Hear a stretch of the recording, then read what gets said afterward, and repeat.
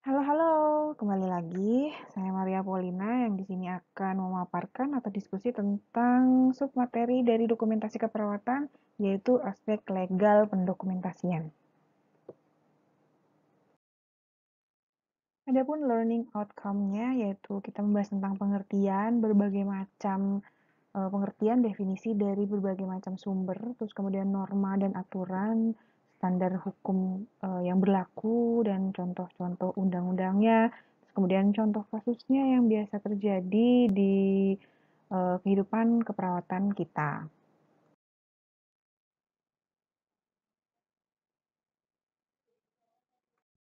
Nah, pengertiannya sendiri ada berbagai macam yang mengemukakan definisinya ya. Kenapa sih dokumentasi itu begitu penting? Karena ini merupakan bukti dari kegiatan pencatatan atau pelaporan.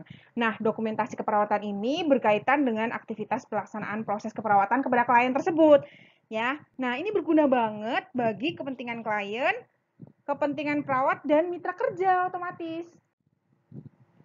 Definisi lain dokumentasi keperawatan adalah merupakan suatu informasi lengkap yang meliputi status kesehatan klien dan kebutuhan klien. Nah, dokumentasi keperawatan mencakup kegiatan asuhan keperawatan serta respon klien terhadap asuhan keperawatan yang diterima. Nah, teman-teman, rangkaian proses dokumentasi itu apa aja ya? Yaitu satu, proses pendokumentasian harus dibuat segera setelah selesai memberikan proses keperawatan. Yang kedua, pembuatannya merupakan rangkaian kegiatan yang berkaitan dan merupakan berbentuk sirkulus.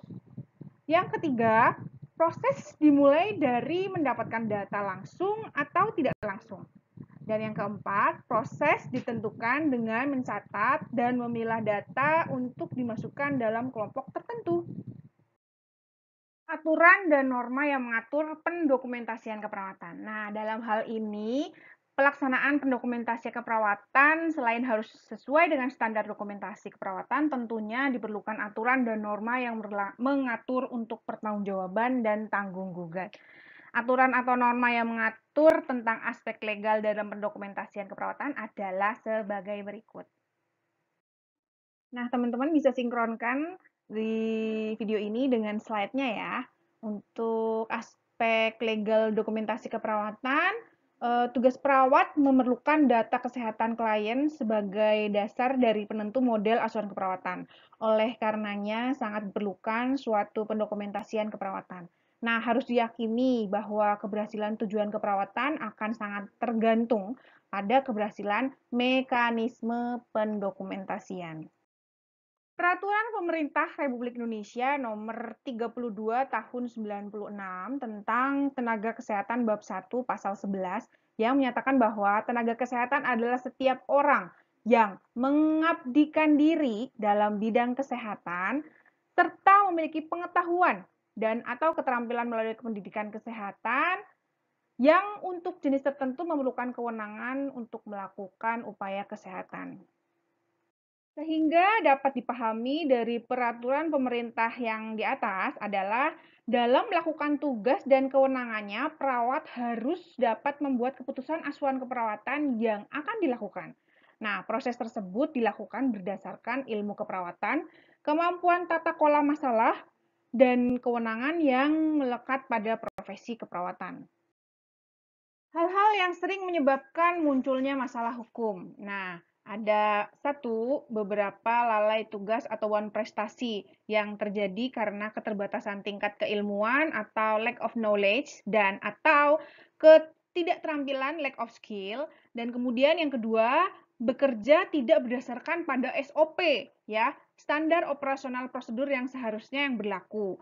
Dan yang ketiga, terdapat hubungan langsung yang menyebabkan perlukaan atau fatal. Nah, dalam arti akibat kedua hal di atas menyebabkan klien terancam dengan perlukaan atau dapat berakibat fatal bagi jiwa klien. Dan yang selanjutnya bisa menimbulkan kerugian baik material maupun moral. Nah, teman-teman, sebelum ke substansi dasar, kita ke Permenkes nomor 269 garis miring Menkes garis miring per 3 garis miring 2008. Nah, di sini dinyatakan bahwa rekam medik adalah berkas yang berisikan catatan dan dokumentasi tentang identitas pasien, pemeriksaan, pengobatan, tindakan, dan pelayanan lain yang telah diberikan kepada pasien. Nah, jelas sekali dinyatakan bahwa rekam medik berisikan berkas catatan baik catatan medik dokter maupun catatan paramedik atau perawat dan catatan petugas kesehatan lainnya yang berkolaborasi melakukan upaya pelayanan kesehatan yang dimaksud.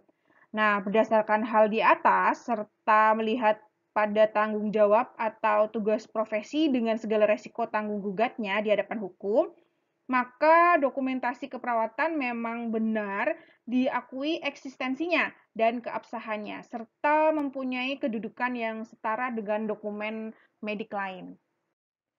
Sehingga jelas sekali di sini dengan demikian jelas bahwa undang-undang, peraturan pemerintah, dan Permenkes yang berisikan tentang kewajiban tenaga kesehatan untuk pendokumentasian hasil kerjanya di dalam rekam medis kesehatan juga berlaku untuk profesi keperawatan.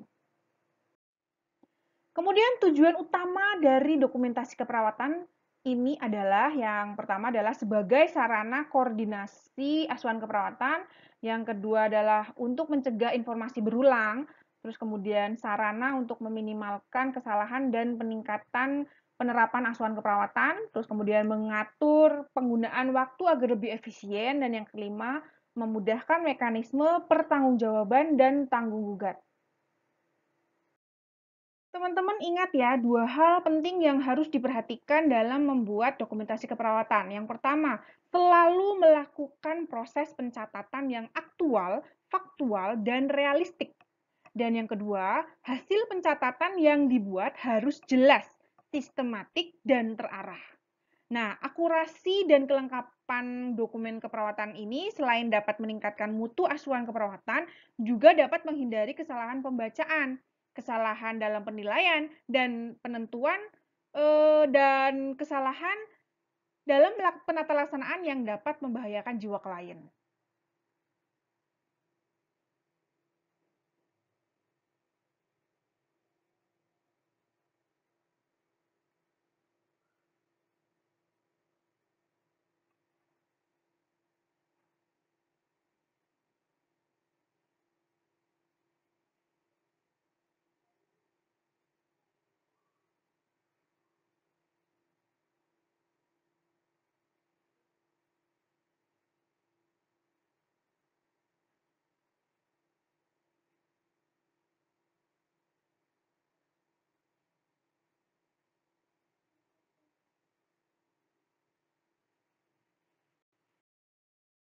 Teman-teman, apa sih kriteria kelengkapan dokumentasi keperawatan?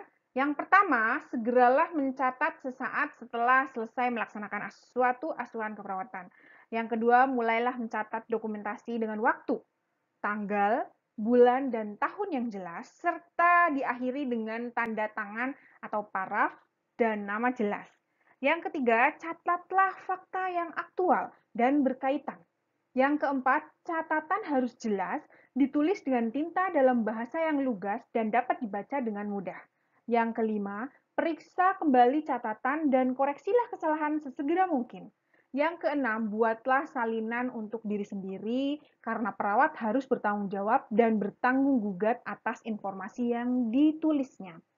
Kemudian yang ketujuh, jangan menghapus atau menutup tulisan yang salah dengan cairan Tipp-X atau apapun agar tetap buatlah akan tetapi buatlah satu garis mendatar pada bagian tengah tulisan yang salah, kemudian tulis kata salah atau coret dua, lalu diparaf, kemudian tulis catatan yang benar dan yang di sebelahnya atau di atasnya agar terlihat sebagai pengganti tulisan yang salah. Kemudian yang selanjutnya, jangan menulis komentar yang bersifat mengkritik klien atau tenaga kesehatan yang lain. Tulislah hanya uraian objektif perilaku klien dan tindakan yang dilakukan oleh tenaga kesehatan. Selanjutnya, hindari penulisan yang bersifat umum diplomatis, dan tidak terarah. Akan tetapi, tulislah dengan lengkap, singkat, padat, dan objektif. Kemudian, bila terdapat pesanan ataupun instruksi yang meragukan, berilah catatan atau tulisan yang perlu diklarifikasi. Kemudian, jangan biarkan pada catatan akhir perawat kosong. Tutuplah kalimat dengan suatu tanda baca atau titik yang jelas, sehingga menandakan bahwa kalimat tersebut telah berakhir. Beberapa kesalahan yang dapat memunculkan masalah hukum. Nah, ini beberapa kesalahannya. Yang pertama yaitu kesalahan dalam administrasi pengobatan. Nah, salah memberikan obat. Ini fatal sekali ya, teman. Yang kedua, kelemahan dalam supervisi atau diagnosis. Terus yang ketiga, sebagai asisten dalam tindakan bedah, lalai dalam mengevaluasi peralatan operasi maupun bahan habis pakai yang digunakan, seperti kasa steril. Terus kemudian akibat kelalaian menyebabkan klien terancam perlukaan, ya.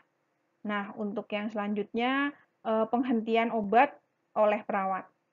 Yang selanjutnya tidak memperhatikan teknik antiseptik yang semestinya. Kemudian tidak mengikuti standar operasional prosedur yang seharusnya. Nah, teman-teman harus hati-hati ya ke beberapa poin di atas. Pemahaman tentang undang-undang dan peraturan tentang dokumen keperawatan disertai peningkatan ilmu dan keterampilan profesi melalui pendidikan dan pelatihan. Nah, diikuti dengan perubahan sikap dan perilaku ke arah yang lebih baik, juga disertai dengan keinginan untuk menerapkan pencatatan dokumentasi keperawatan yang baik akan dapat menghindarkan perawat dari ancaman gugatan hukum. Di samping itu, dapat pula membantu guna menghindarkan mitra kerja ataupun rumah sakit dari gugatan hukum yang tidak perlu. Okay, this is the end of our slide. See you later in the next slide and discussions. Thank you.